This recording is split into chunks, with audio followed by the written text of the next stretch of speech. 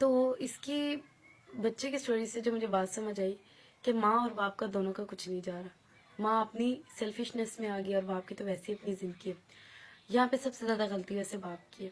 وہ اس طرح سے کہ اگر باپ گھر کا ماحول نہیں اچھا رکھتا اور ماں خوش نہیں رہتی تو وہ ماں بچوں کو اچھے سے نہیں پرورش کر سکتی. یہ دونوں کی ذمہ داری ہوتی ہے. اور مجھے سمجھ نہیں آتا کہ یہ ماں اور باپ دونوں اس کو ایک دوسرے کی ذمہ داری کیوں سمجھتے ہیں اور اپنی ذمہ داری کیوں سمجھتے ہیں. وہ اس چیز کو یوں کیوں نہیں سمجھتے کہ یہ ذمہ داری اللہ نے ان پہ ڈالی ہے. آپ کو پتہ ہے جو چیز اپنے بارے میں ہم خود بول سکتے ہیں، بات کر سکتے ہیں، چوٹ لگتی ہے بتا سکتے ہیں. بچے ہوتے ہیں، چھوٹے ہوتے ہیں، معصوم ہوتے ہیں، ان کی ساری ذمہ داری ہم پہ.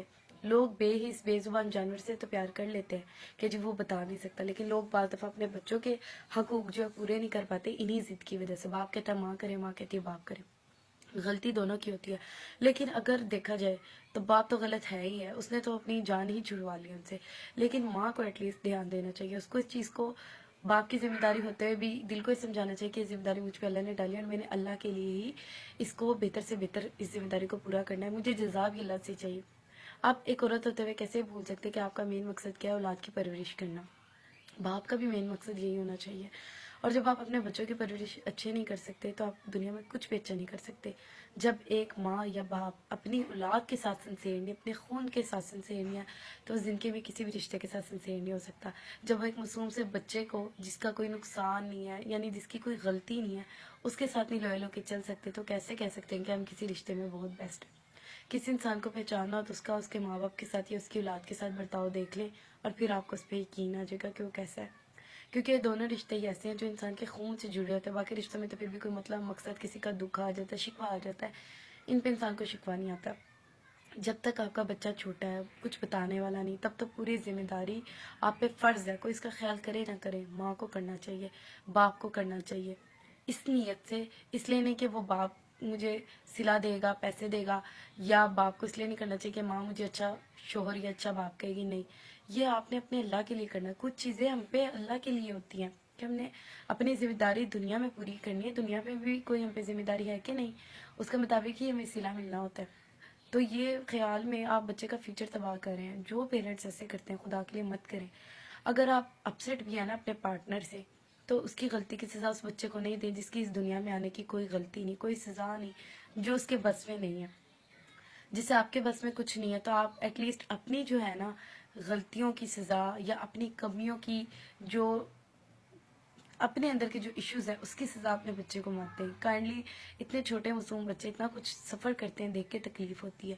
ان پہ توجہ دیں، ان کو پیار کرے، وہی بچے آپ کا سہارا بنیں گے. جب وہ دیکھیں گے کہ ہمارے ماں باپ اتنے مشکل حالات میں بھی ہمیں پڑھا رہے ہیں تو بچے بھی نہ دیں. اگر آپ کو بچے بھی صلہ نہیں دیتے آپ ان سے بھی نہ توقع رکھیں. یقین جانے اللہ آپ کو صلہ دے گا. اللہ کہے گا میرے اس بندے نے اتنی بڑی قربانی دی میرے لیے. اللہ بندے کا مان نہیں توڑتا، بندہ بندے کا مان توڑ دیتا ہے. تو اگر آپ کہیں گے کہ میں نے اللہ کے لیے اس کے ساتھ نیکی کی، یا اللہ میں اپنے بچے کو بھی تیرے لیے پال رہا ہوں، تیرے لیے جتنا بہتر کر سکتا ہوں کر رہا ہوں، تو اس کی جزا آپ کو اللہ ایسی دے گا کہ دنیا دیکھے گی. اس بات کو دل میں رکھ لیں، یقین بنا لیں کہ اللہ جزا دیتا ہی دیتا ہے. تو بعض دفعہ بچے نالائق نہیں ہوتے لیکن ان کو ماحول نہیں ایسا ملتا. انوائرمنٹ بہت زیادہ میٹر کرتا ہے، اسپیشلی گھر کا بیہیویئر بہت میٹر کرتا ہے، اسپیشلی پیرنٹس کا، کہ ایک بچہ جو ہے وہ اسٹڈی میں اچھا نہیں ہے. اور ایز اے ٹیچرس کو یہ بھی دیکھنا چاہیے اور کوشش کرنی چاہیے کہ ان کے گھر پہ سے جو ایشوز ہیں ان کو بھی تھوڑا بہت ڈسکس کر کے پیرنٹس کے ساتھ جو ہے ختم کیا جائے اور بچے کی پروگریس کے بارے میں بات کی جائے. صرف بچوں کو پیدا کر دینا یا ان کی فیسیں پوری کر دینا یا ان کے خرچے پورے کر دینا کافی نہیں ہوتا. اتنے چھوٹے بچے کے ذہن میں کیا کچھ چلتا ہے، وہ کیا کچھ سوچتا ہے، کیا کچھ سہتا ہے. اور ایسا بچہ جب پاکستان کے لیے کچھ بڑا ہوگا تو وہ پاکستان کے لیے کیا کر سکے گا. تو یہ بچے بڑے اچھے ہوتے ہیں. یہ پوری جو ہے جنریشن ہے، پوری جنریشن بنتی ہے ایک بچے سے.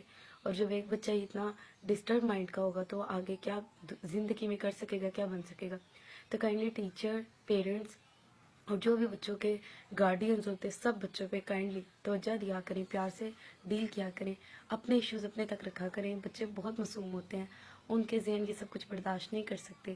بچے بچے ہی رہتے ہیں، آپ کے مطابق وہ بچے ہی رہیں گے. اگر آپ 100 سال کے ہو جائیں گے اور وہ 50 سال کے ہو جائیں گے، آپ کے آگے وہ بچے ہی ہوں گے اور وہ آپ سے بڑا پن ہی ایکسپیکٹ کریں گے. تو اس بات کو کائنڈلی سمجھنے کی کوشش کرنی چاہیے اور ایسے ایشوز کو سولو کرنے کی بھی کوشش کرنی چاہیے.